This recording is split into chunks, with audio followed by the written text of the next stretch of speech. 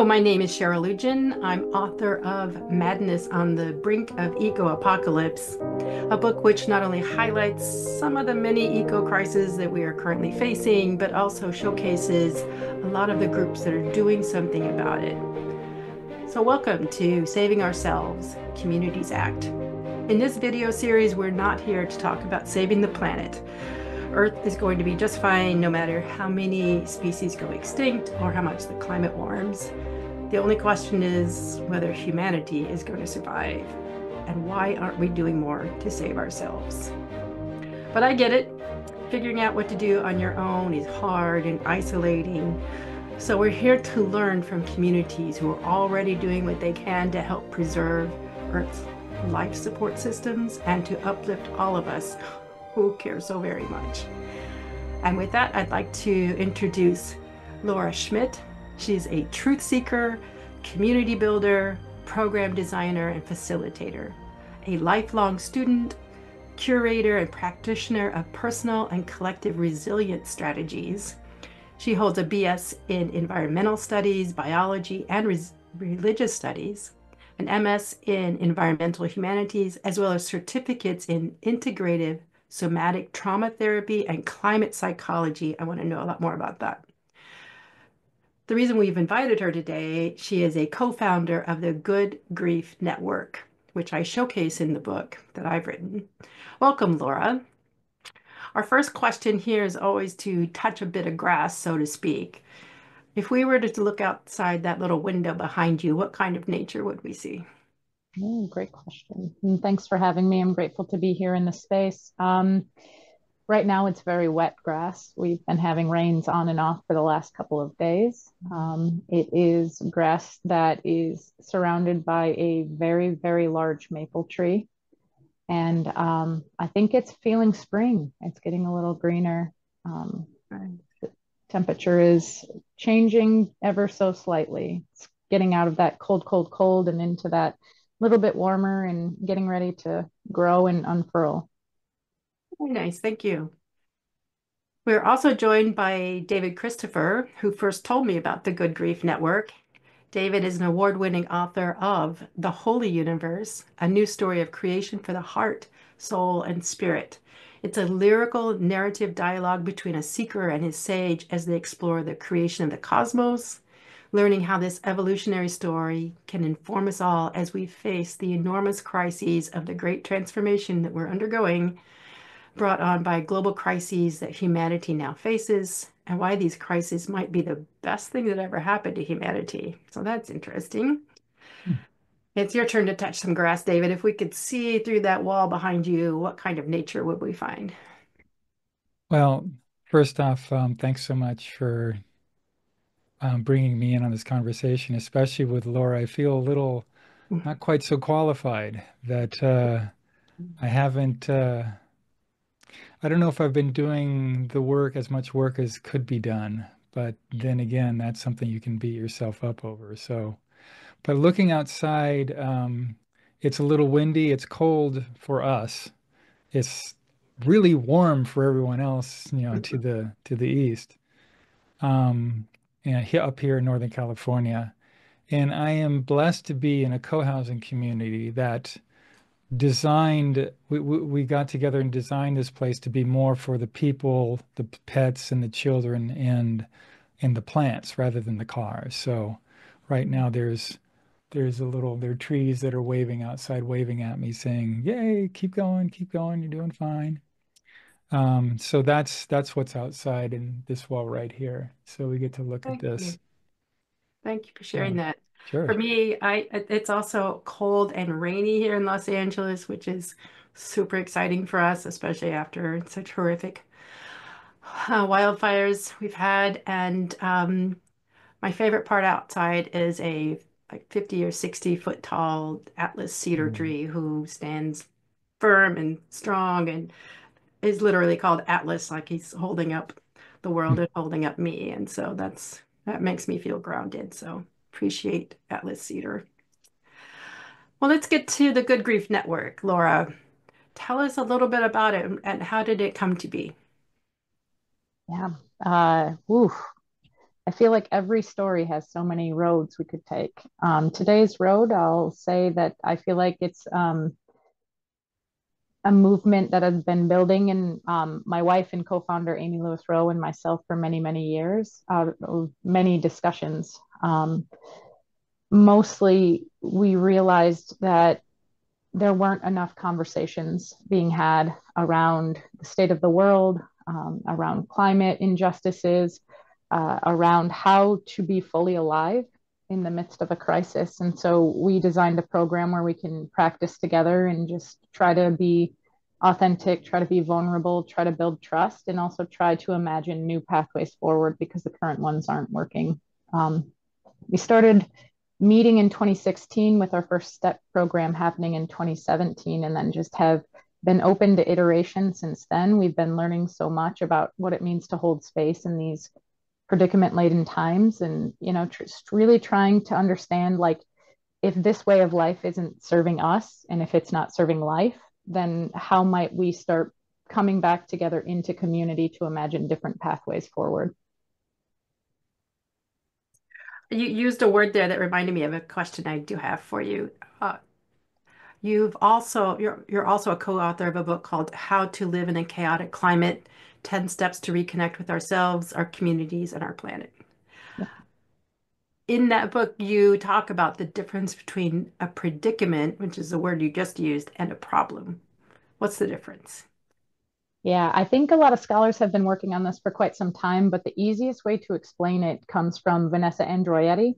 And she says that a problem is something that you can kind of solve with careful planning. And she uses the example of like a long car ride with a toddler, whereas a predicament is something that has to be in relationship with. You have to kind of move with it and cope with it and deal with it. And she uses the example of raising children as a predicament. It's like, or wow, I think I just messed up. Let me retract, because Okay. I think what I gave you was the definition of complex, and complex is like raising children, not a it's not a predicament to raise children. I was kind The, of with you on it though, Wait, but yeah, I okay. was right there with I was you. right there. I Yeah, asked, and the yeah. predicament, right. Oh, yeah. Yeah, I know what you mean. fair enough. Well, I'm sorry, Vanessa, to misquote you. But the predicament is true. It is something that cannot be solved and that has to be moved with and coped with. And what we're trying to do is understand that there are so many layers of complexity that are here at this moment. It's not just climate. It's never been just about greenhouse gas emissions. It's about the conditions that got us to this point, which also then brings in the social justice issues. And instead of taking it piecemeal and looking at one problem at a time, we can see that, again, those conditions got us here. And so, how do we start unraveling those conditions to create new conditions that don't have so many, I'll use the word injustice again, but like so many injustices wrought with them? How do we actually prioritize life? How do we create life centered systems? Cheryl, can I throw something in about that? Yeah, I was going to ask you next. Actually, The what, go the ahead. injustice part being more than just human beings. That is the justice of a larger collection of beings, rather Mm, than injustice, which I'm gathering that's what you would mean, Laura, is Absolutely. that it's not just about the human beings. Whenever I actually am involved in the Civil Air Patrol, which is one of the things that I'm involved in or becoming involved in is emergency services, search and rescue, and saving lives. And we tend to come from a paradigm of saving lives. You know exactly what we're talking about. Just as when we say someone is is successful, we mean financially successful, not successful in their marriage, successful in their relationship. It's always successful has to do with finances. Saving lives almost always has to do with saving human lives, and not what about the biosphere within which all those lives are, that those human lives are that are intimately connected with. So, yeah, sorry, I just wanted to just to put that in there. Yeah, that This is seems interesting. We don't important. talk about being successful and having a lot of strong interpersonal relationships or a healthy body or, yeah, interesting. Yeah, yeah, you could call a CEO. Yeah, he's really successful, even though he's been married 3 times. He's about to get divorced a fourth time. His kids don't talk to him, And he's had four and bypasses, or and has whatever. had 4 bypasses. Yeah, that's success. Yeah. So I think the thing that really attracts me to what you do, Laura, is that not it's has a much bigger view. It's Mhm. gathering a much bigger picture, which I think is really, really important. Well, Yeah. that was going to be my next question, David, is what did draw you to the Good Grief Network? What appealed to you about it? It was and by the way, Laura, Cheryl did invite me here mainly because she introduced us, one, and two, and I hope we continue to focus on the work that you're doing because, and not so much about, what my little world here. It really spoke to it. It was being with folks who felt the similar pain that had nowhere to go, and expressed in a way that you could actually feel it. And I just remember feeling so charged by it. The challenge is that life then takes back over one's life, and it's hard to steer things towards, okay, I want to do this. I want to do more of this. Because we're kind of wrapped up in an economy that says, okay, productivity means serving the economy, which is a death economy, a really destructive economy. And helping people grieve doesn't make money so much, as you probably have run into, Laura, I'm guessing. Yeah. Yeah. I mean, I think you're spot on with what you're saying. And I mean, not only is this a really destructive worldview that we're playing out, but it's incredibly fragmented, it's incredibly isolating and disconnected. And it tells us to privatize our pain. And we are, in our corest of cores, deeply wired for connection. And so this oftentimes leaves us feeling so isolated, so alone, especially those of us who are willing to actually like look at the problems. Like once you figure out how bad things are, you're like, whoo, I see it. Why doesn't everybody else around me see it? Like I must be Right. going crazy.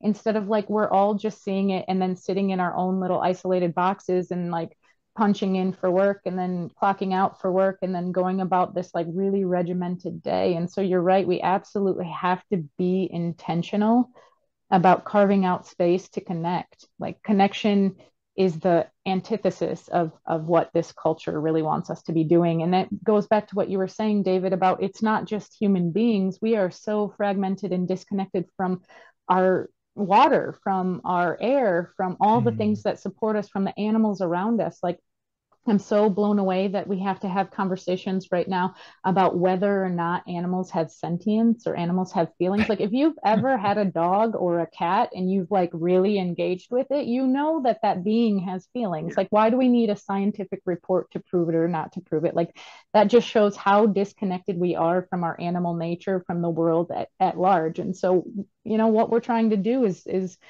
rehumanize ourselves, resoul ourselves. And by doing that, it's actually like reanimaling ourselves, like Mm. allowing us to be messy human beings together and flawed, but having a pathway towards connection and repair and just trying to figure out how to actually be together again after all of this fragmenting.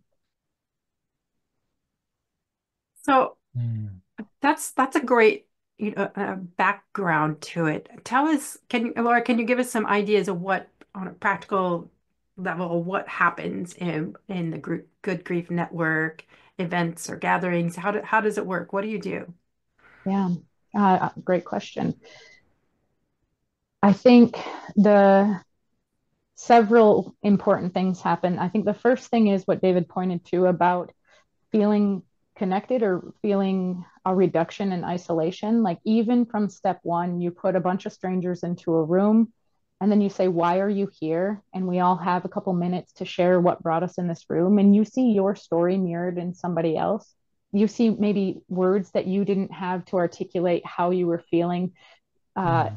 said from the mouth of somebody else that you're like, oh, I'm not alone. I'm not crazy.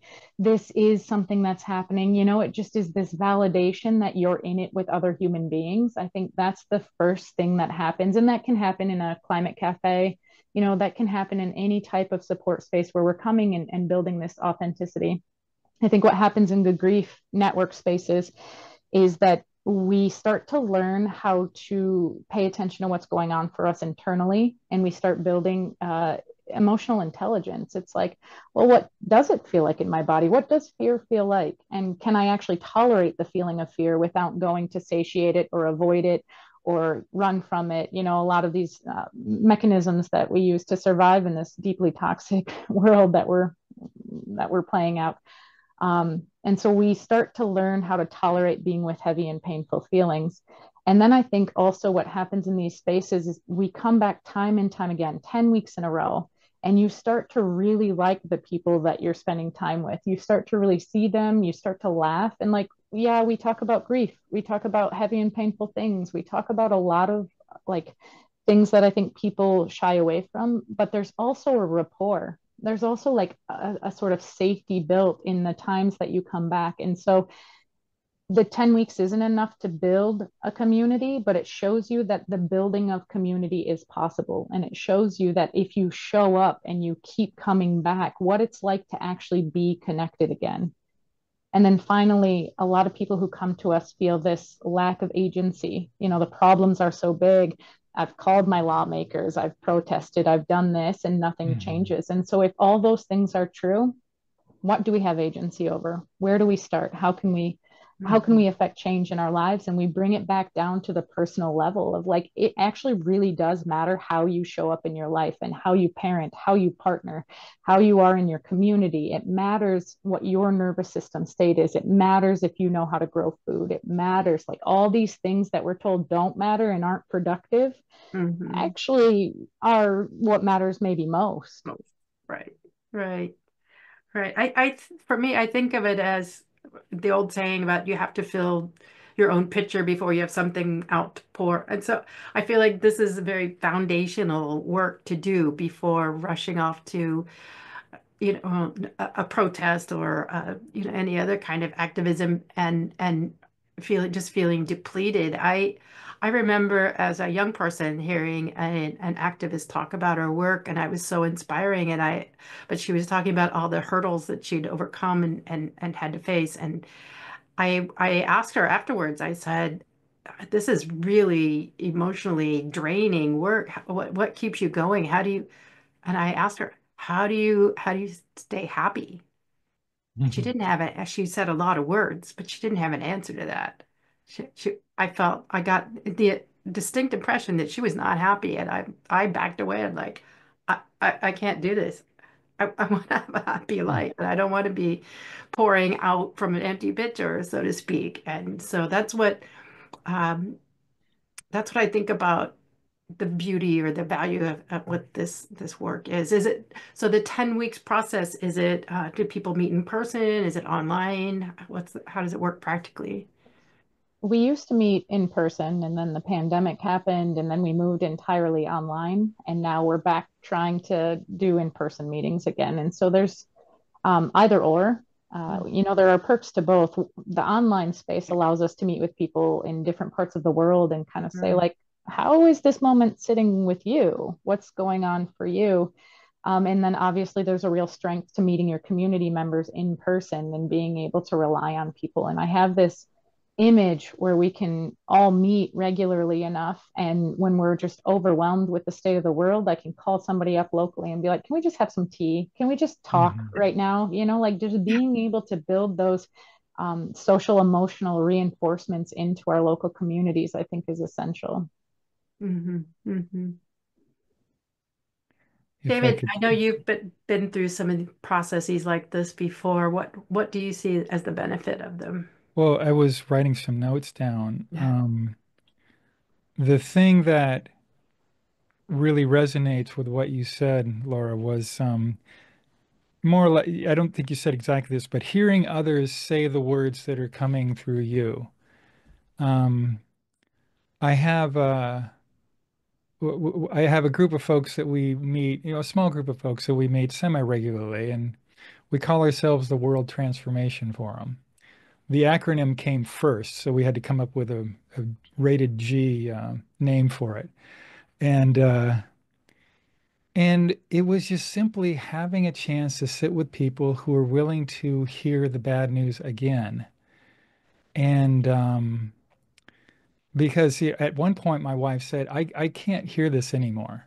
I don't want, and she's right. This shouldn't be the first thing you wake up with and the thing you carry along. And even though it's there all the time, I don't know that it helps to carry it as I have been carrying it, which is just too close.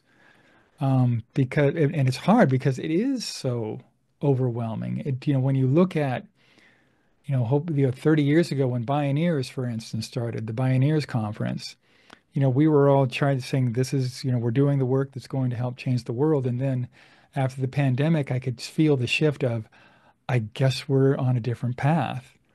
And now we're kind of trying to find our legs with, all right, well, how do we then walk this path? What do we do now? Because the powers that be certainly seem like, no, we want to cut every tree and drill every well that we can and burn it all. And I don't know if I am actually hitting your question, Cheryl, but also to the messiness of it. Mm-hmm. Um, I've been one of the thoughts that I've had in talking with people about is that we kind of live this weird dual life. Um, we know that our economy is destroying the planet, and yet we work, we bring in money, we fly home for vacations, we fly to Hawaii for vacations, and I don't, I have not really figured out a way to be okay with that, really to my core. And I think what that does is it points to how much of a spiritual problem this is. That, Josh Schray, the host of the podcast, The Emerald, was talking with someone in his latest episode about the episode. I forget the name of it, but it was, I believe it was released in the end of February of 2025. And he said, the person said, I'm realizing I'm coming to a point where I either go crazy or I go holy. And my own teachers have been telling me that too, that yes, feel the grief, feel the messiness, feel the complete conflicts of interest. And there is something far larger that you must connect with if you're to stay sane and if you really want to keep yourself holy. Um, And I would Anyhow, say but happy. I get yeah, frustrated with we get caught bogged. I know I get bogged down in the details of it. I shouldn't use this because it's plastic. I right. can't pick that because Yeah, it's wrapped in this, and I shouldn't go on that vacation because it's going to burn jet fuel. And I'll feel too guilty, yeah, and then we get this environmentalists get this reputation of being dour scrimpers and stealing the joy out of life kind of people. And I believe we're meant to feel joy and be happy. yes. And so how do you balance all of those things is yeah, something I Well, for me, that's what I'm working on is all right, where see the beauty, experience the beauty, experience the joy and the love, as well as the ugliness, as well as the despair. It's part of it. It's all part of creation's dance. There's maybe, the Kali Yuga. Is that right? Did I get the right term? Anyhow, we may be coming to an end time. And that's what empires do. They do this. There are not many empires who say, look, we've overextended here. Let's scale back a bit. We just don't do that. So, but who knows? Maybe this would be a time where we do have an incredible shift of consciousness, and there aren't these large superstructures pulling us into these directions. I don't know. And it helps to talk about it. Mhm. I'm feeling a little better just talking about it right now. Um, That's one Anyhow. thing I wanted to ask you, Laura, is if do you have any examples of someone who's been through your 10-week programs and came in feeling despairing and came out feeling different? Absolutely. A good majority of them, I think, would report that. And I know Mm, that there are some folks that have reported like health changes, and they were not being Mm. able to sleep through the night, or they were having panic attacks quite often, and then just having this space to show up authentically in their despair allowed them to feel better. And I think often about how much energy it takes, psycho spiritual energy, Hmm. to like fight off these feelings. But if you can Mhm. embrace them, if you like, we kind of talk about befriending them. Like, I am a friend with my grief, even though it hurts when grief comes to visit.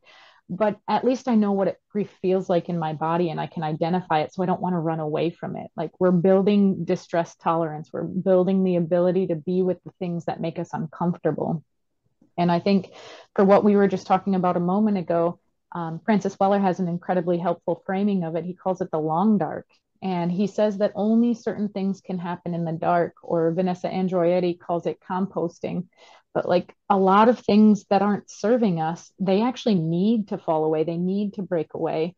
And we need to enter into this period of darkness. But darkness doesn't always have to be this absence of joy or this absence of meaning. In fact, I think that as we're becoming more wise, more mature as a species, we understand that we can actually hold both grief and gratitude. We can hold love and despair. We need to really stop with this binary thinking. It's either this or that, and really start to like challenge ourselves to be able to find the joy in every day, even when there's despair.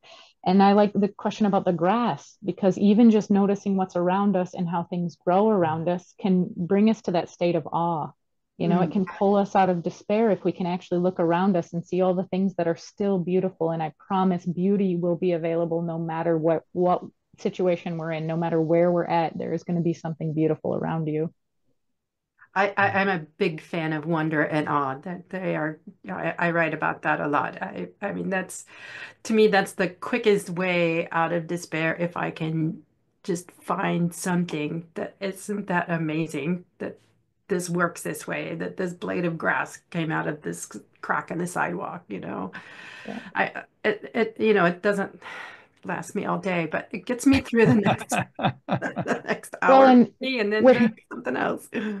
like brain science tells us that we actually can't be in despair at the same time as gratitude. Like, there are two different parts of our brain that are being lit up. And then I also think about the fact that wonder or awe are direct connections to mystery, or direct connections into like, I don't know, feeling like we're a part of something bigger that's unfolding. Mhm. It's like allowing us to actually just leave ourselves and our like small humanity for a minute, and being like, but this also exists and I'm a part of this. Right.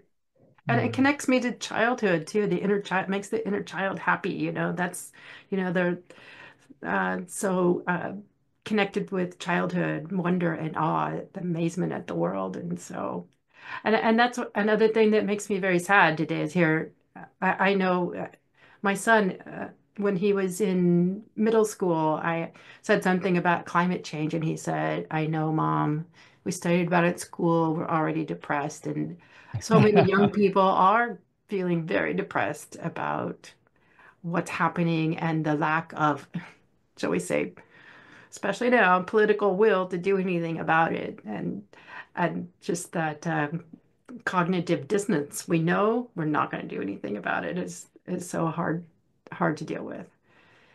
I'm going to ask both of you, do you have a piece of advice that you give to someone who says, I want to be involved, I want to know what's happening, I want to be informed, but I also don't want to be too depressed to do anything about it? Just asking for a friend here. Asking for a friend. Um, Advice.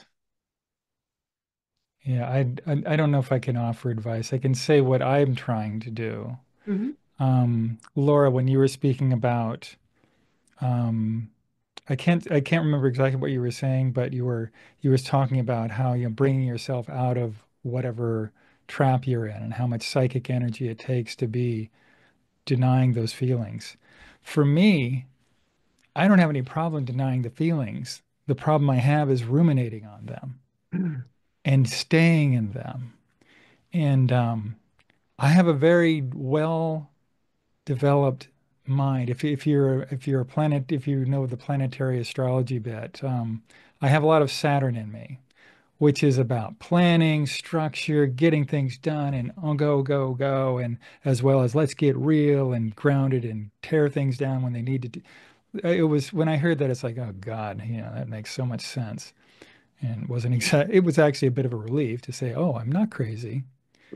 But for me, because I have a mind that just goes and goes and goes, my real challenge is how do I make that a servant and not the master that it is? Honestly, it is now, and it's not easy. So that's for me, and maybe there are other folks who resonate with that. The thing for me is that might be useful is that what is it? Where are the vortices that you get stuck into? How do you get stuck into them? Watch when you're in them and how do you come out of them? And I've learned for myself that the way I get out of them is to go talk to my friend across the way here in the morning. And, sometimes I'll say, I'm just ready to throw it all in, and I'll show up and go, hey, how you doing, Mark? And great, have some tea. Tea, of course, being from God knows where. And well, we won't get into that. Yeah. But I'll come out of that an hour later feeling like somehow fed a little bit. Mhm. Um, and I'm also fine too that when we meet together in this group that I referred to, the WTF, um, it just helps to talk with folks and to hear those words that other people are going through. Again, that's what really struck me, Laura, when I went through the little process you went through when you talked about the grief network and walked us through it a little bit, is hearing others and feeling like I am not alone. And so maybe those are just some thoughts that I hesitate to offer advice, but I can at least offer an example Well, of. I like, and that's been a theme of something we've been talking through is that human connection. Mhm. I think a big, ruminating is usually me alone with my terrible thoughts and making Right. human connection, even just like this conversation is good. Yeah. Yeah. It's therapeutic. Well, and I like the suggestions, and that's also something a strong suit in Good Grief Network is we don't give advice, we don't try to fix each other. We do exactly what Mhm. David just offered and says, this is what I do. This helps me. It's not that you should go do that. You maybe want to try it out, but I'm not here to give you advice. I'm not here to tell you what you should do. And I think that's such a powerful invitation because right now we have no maps for where we're going. And so how would I know any better than anyone else what to do Right. or, um, I can tell you something that is incredibly helpful that I'm trying to practice is that overwhelm is a strategy. It's a current political strategy to make us Right. disengage. Yeah. Like it's coming from every angle, trying to overwhelm us so that we don't stay present with what's happening. And so I think that if that's the truth, then the reality is that we actually do have to disengage. We have to be mindful when we engage so that we can be mindful when we disengage. And for me, it's been really helpful. Like right before I met with y'all, I went for a walk with my dogs in the park. And like, how do we get back to some sense of like present momentness? Like, what's still alive? What's still here? How can I engage my senses even more than looking at a screen or reading a report or watching the news or whatever the sense of overwhelm or source of overwhelm is? How do we disconnect so that when we reconnect, it's again mindfully and more intentionally instead of this like spiral scroll stuck feeling Mhm. that is so easy for us right now with this Yeah. 24/7 news cycle.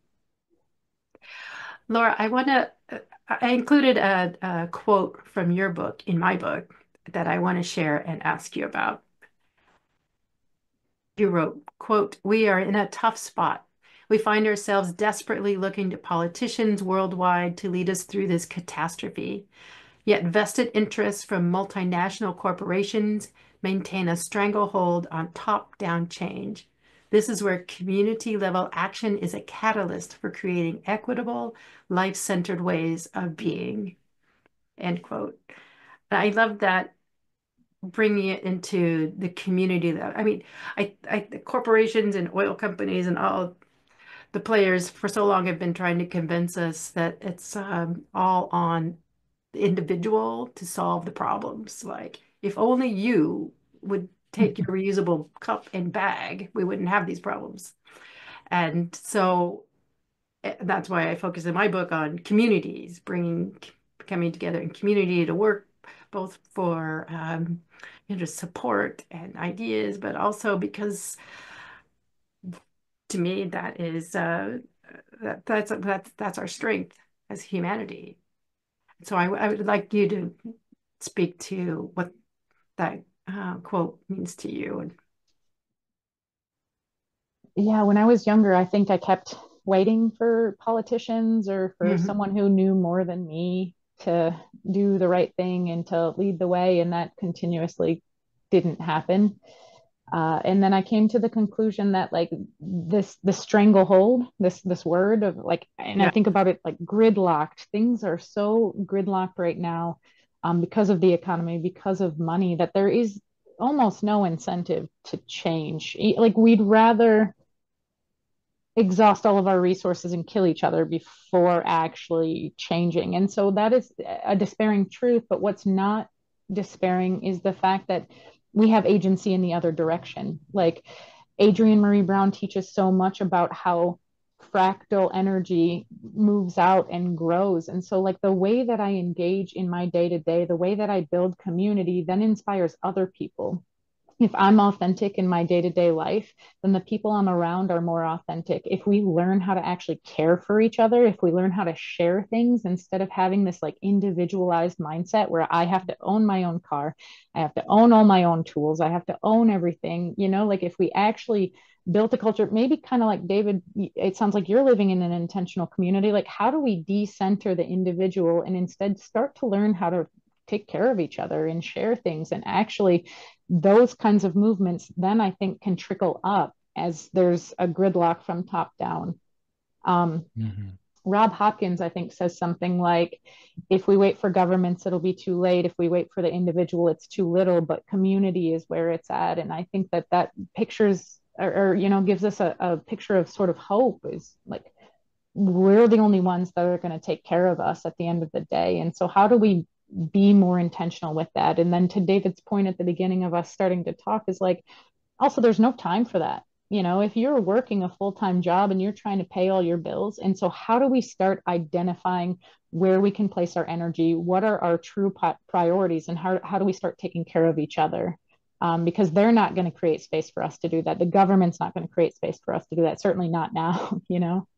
We have to be intentional about how we spend our time, how we spend our energy, and how we start connecting with one another. absolutely. I'm a big fan of Buy Nothing groups. I'm admin of my group and share so many things, and it's built so many new inroads in my local community, that people that I can go to and say, I need this. Does anybody have it? And it's just been really rewarding to opt out in that way. Yeah. Yeah. All right. Well, David, I have a quote for you too from your book, The Holy Well, Universe. before we do that, there was Okay, go something ahead. that Laura said Yes. that was, God, this is what happens when you have too many things going on in your head. Um, Making the time. Hmm. It wasn't what it was, but one of the thoughts was, you have so much going on. There is so much going on, and one of my big challenges for this time in my life is you want to do all these things and you cannot. So start selecting. Take your list of things that, gosh, I'd really like to do all this, cut it in half, then cut that in half, and focus on that. And it's really hard. I just can't quite let go. Um, but I think to the point of connecting with others, that's how we are human. And I forget the author's name, but the book called Against the Grain, which talked about the role that systemic agriculture plays in creating civilizations. That when empires and civilizations collapse, we go through a chaotic time, and then we I don't want to say devolve because that sounds bad, we coalesce back into smaller social organizations. And he made the point that it wasn't always that bad to be out from under the thumb of the empire. That life, I mean, how many times have we heard it? It's a proverb that, we have how many, 10, 20 times more material things than we had in the 50s, and we're no happier. We weren't, life was not nasty, brutish, and short, even though that's what we are told to believe, that before civilization, that's what it was. Actually, if it were, we'd have gone extinct. We actually were doing quite well until civilization come along. That's when life expectancy started to actually drift down. That's interesting. Um, yeah. Yeah. So, and I'd have to really dig up a lot of old stuff to figure that one out to to say, well, where do you get that? It's like, oh God, okay. But if you look at animals in the wild, they aren't struggling. They're living. Sometimes it's a struggle, but generally speaking, they're thriving. And we thrived too when we were in all the ancient, the pre, what, 12, 30, 12, 20, 30,000 years ago. We were making it happen, and we were thriving in most cases. So, Well, I think that um, was one thing that was um, a learning for me during the pandemic was have being thrust back into our more local communities and relying on people in my neighborhood more, mhm. and so that's interesting. I do want to bring you back to your quote from however Okay. you wrote, quote, hidden within catastrophes are gifts and opportunities. Perhaps we have the chance here to awaken potentialities within us, perhaps to live the most meaningful lives that we could ever hope to live, end quote. Tell us about that. Wow. I wrote that. You did. I do remember that. Um, it's actually interesting to pick up words that you've written a long time ago and saying, "Oh, wow, huh." It's possible that, well, it goes back to what was called the oxygen catastrophe. What was Mhm. 3 billion years ago when life almost extinguished itself because this poison started showing up called oxygen. And it turned the sky this horrible, ugly, dangerous, deathly color of blue. Mhm. Beforehand, it was red and brown. It was gorgeous and life was thriving. And this catastrophe came down and life figured out what to do with it. And that's the thing. It's a mystery. We don't know. I don't know. No, nobody knows. Laura probably doesn't know. You probably don't know. Even the folks in charge, they don't know. Life is just this mystery. And the challenge for me is to remember that, not just to remember that, but to live that. It's really hard. I find it to be very difficult to come back to that. So those are the potentialities that in evolution, whatever that process is, I don't think it's a strictly scientific, brainless, or what is it, heartless, consciousless process.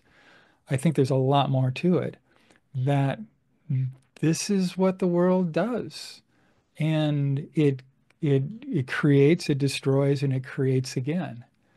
And so it may be those things that are called forth because our larger systems are crumbling. And thank God they are. The, Sometimes I wonder, well, maybe this is the best thing that ever happen, is to have this whole dismantling of our culture, because it was what needs to happen. It's all the numbers for CO2 emissions went into the right direction during the pandemic and in 2008.